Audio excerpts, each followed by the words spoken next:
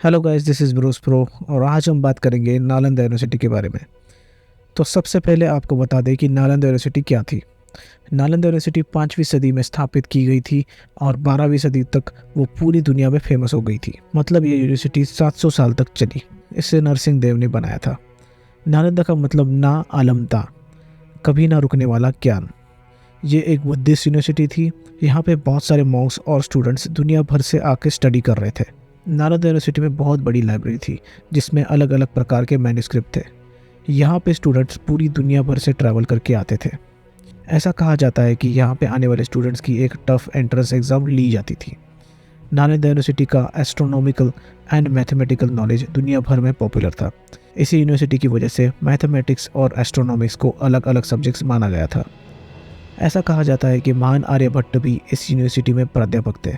यहाँ पे एक फ़न फैक्ट बता दूँ कि देवानंद और हेमा मालिनी का एक गाना ओ मेरे राजा, जो कि जॉनी मेरा नाम मूवी से था, वो नालंदा यूनिवर्सिटी के एरिया में शूट हुआ था।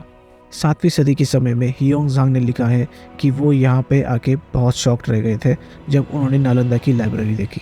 उस लाइब्रेरी में ऐसी बुक्स थी जिनके बारे में उन्होंने कभी सुना और सोचा भी नहीं था।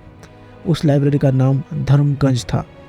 लाइब्रेरीज की 3 बिल्डिंग्स थी जिनका नाम था रत्नसागर, रत्नजनक और रत्नदड़ी। हियोंगजांग की बात यहाँ के गेटकीपर से हुई। उस गेटकीपर को मेडिकल और एस्ट्रोनॉमी के बारे में हियोंगजांग से भी ज़्यादा जानकारी थी।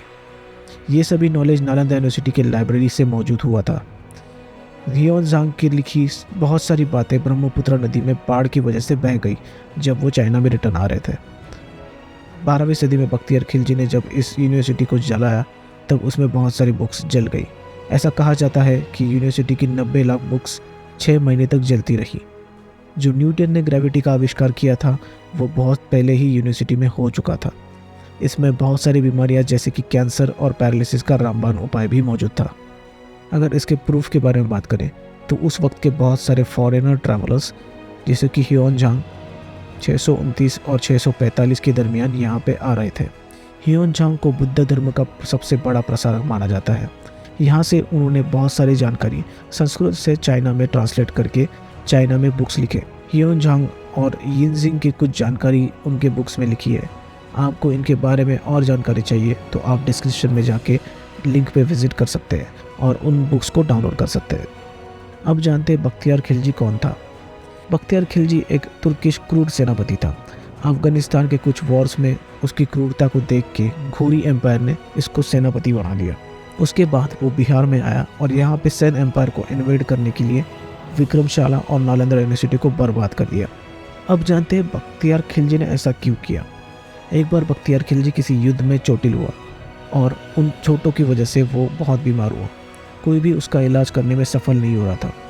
फिर उसे किसी ने नालंदा यूनिवर्सिटी के वैद्य राहुल श्रीभद्र के बारे में बताया। मौत के कगार पर खड़े खिलजी ने आखिर राहुल वैद्य को बुला ही लिया। अडियल खिलजी ने वैद्य की दवाई लेने से मना कर दिया। राहुल श्रीभद्र ने खिलजी को कुरान दी और उसे अपने आखिरी वक्त में पढ़ने को कहा। फिर अचानक से 15 दिनों में खिलजी पूरी तरह से ठीक हो गए क्योंकि वैद्य ने उस कुरान के पन्नों में दवाई लगा कर दी थी। इस बात का पता जब खिलजी को लगा तो उसे बहुत जलन महसूस हुई। आखिर कोई गैर मुस्लिम संस्कृति इतनी प्रगति कैसे हो सकती है। इस जलन और ईर्ष्या के कारण उसने नालंदा यूनिवर्सिटी को जलाने की कसम खाई। उस वक्त भारत के इस एरिया में सेन एम्पायर का राज था। राजा लक्ष्मण सेन बहुत ही दयालु थे। खिलजी ने एक घोड़े का व्यापारी के भेष में जाकर लक्ष्मण सेन पे हमला कर दिया। जब खिलजी ने उन पे हमला किया तो लक्ष्मण सेन के पास उस वक्त की एडवांस सेना का मुकाबला करने के लिए सेना ही नहीं थी। खिलजी ने आसानी से लक्ष्मण सेन को हरा दिया।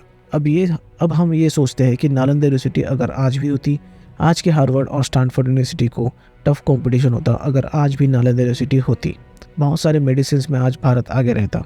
भारत आज हिस्ट्री और एजुकेशन में दुनिया में सबसे आगे होता। 2006 से इंडिया गवर्नमेंट ने नालंदा यूनिवर्सिटी को फिर से डेवलप करना शुरू कर दिया है। इस बात का इनिशिएटिव खुद डॉक्टर अब्दुल कलाम ने लिया था। अगर आपको ये वीडियो अच्छा लगा तो इस वीडियो को लाइक कीजिए और चैनल को सब्सक्राइब करना ना भूलिए। ऐसे ही तक्षशिला यूनिवर्सिटी के बारे में अगर आप वीडियो चाहते हैं तो हमें कमेंट सेक्शन में ज़रूर लिखें। इस बार हमें ये वीडियो लाने में बहुत देरी हुई, इस बात के लिए मैं आपसे माफ़ी मांगता हूँ और आगे वीडियोज़ कंटिन्यूसली आते रहेंगे, इस बात की मैं पूरी कोशिश करूँगा। Thank you.